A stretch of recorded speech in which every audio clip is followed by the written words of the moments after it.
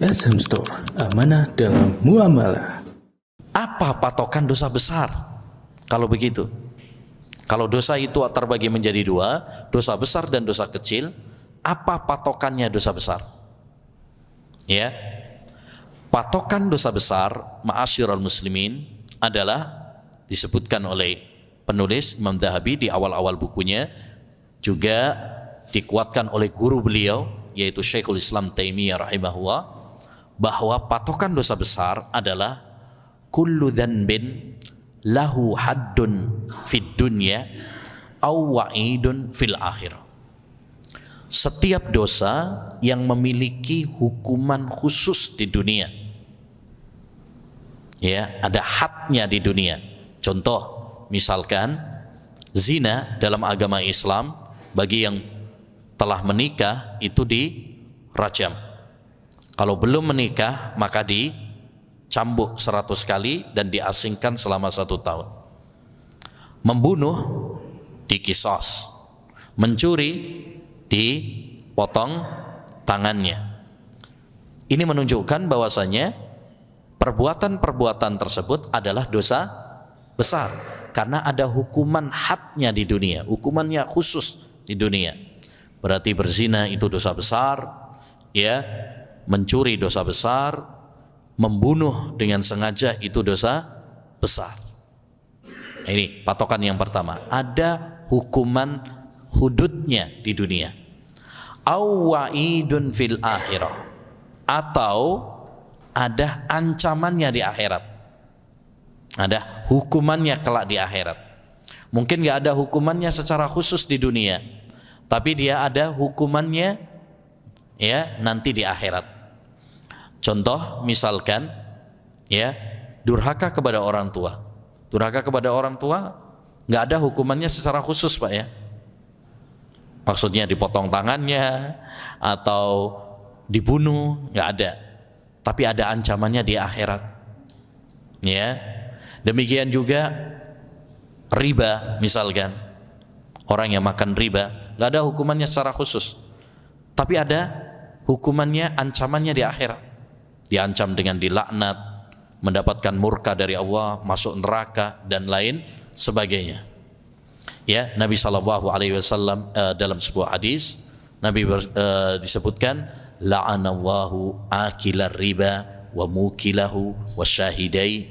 Allah melaknat. Melaknat itu artinya menjauhkan dia dari rahmat. Ya, orang yang makan riba, orang yang mencatatnya, sekretarisnya, dan 2 saksinya dilaknat. Berarti itu dosa besar. Walaupun nggak ada hukumannya secara khusus, tapi ada ancamannya di akhirat. Dilaknat, dimurka oleh Allah, ya, tidak masuk surga, dia akan dimasukkan ke neraka dan lain sebagainya. Ini patokan dosa besar. Jadi dosa besar itu banyak, tidak terbatas dengan jumlah tertentu. Makanya dalam buku ini disebutkan oleh beliau, ya, 76, ya, 70 lebih. Ya, dan ini bukan pembatasan juga. Sebagian orang mengira bahwasanya dosa besar itu cuma 7. Ya. Maka ini dibantah oleh Ibnu Abbas, huwa ila sab'ina aqrab. Ya, dosa besar itu bukan 7. Kalau 70 mungkin, kata beliau. Kalau 70 itu lebih mendekati. Artinya tidak hanya terbatas pada bilangan tertentu. Ya. Nah, dan perlu diperhatikan, ma'asyiral muslimin rahimani wa rahimakumullah, bahwa pembagian para ulama, ada dosa besar, ada dosa kecil, bukan berarti kita meremehkan dosa kecil. Bukan berarti kita meremehkan dosa kecil. Semua dosa harus kita hindari. Semua dosa harus kita waspadai. Semua dosa harus kita tinggalkan sama sekali.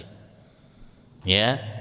Tapi tentu konsekuensinya kan berbeda. Makanya para ulama membagi itu karena konsekuensinya berbeda. Ya. Jangan meremehkan dosa dengan alasan cuma dosa kecil. Dosa kecil itu apa? Apa bedanya dengan dosa besar? Kalau dosa besar ini tujuan, ya. Kalau dosa kecil itu sarananya. Contoh misalkan zina, dosa besar. Sarananya misalkan seperti memandang wanita yang bukan mahram. Itu sarana, itu dosa kecil. Karena dia adalah sarana. Jabat tangan dengan lawan jenis yang bukan mahramnya, itu dosa, tapi dosa kecil. Karena apa? Sarana. Dia adalah sarana yang mengantarkan kita kepada dosa besar. Ya. Taib.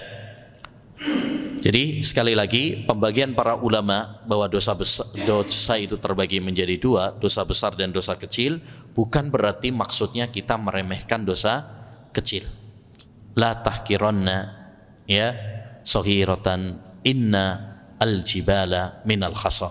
Seorang penyair mengatakan, jangan meremehkan dosa kecil karena gunung itu dari kerikil-kerikil kecil. Artinya kalau kita meremehkan dosa-dosa kecil sedikit demi sedikit, lama-lama jadi besar. Makanya sahabat Ibnu Abbas mengatakan, la saghirata ma'al israr wala kabirata ma'al istighfar. Tidak ada dosa kecil kalau dilakukan terus-menerus. Ini kalau dosa kecil tapi kita melakukan terus-menerus, nggak ada dosa kecil, itu berubah menjadi dosa besar. Wala kabirata ma'al istighfar, dan tidak ada dosa besar kalau diiringi dengan istighfar. Artinya kalau kita melakukan dosa besar tapi kita memohon ampun kepada Allah, bertaubat kepada Allah Subhanahu wa taala, maka Allah Subhanahu wa taala akan mengampuninya karena Allah Maha menerima taubat. Ya. Nah,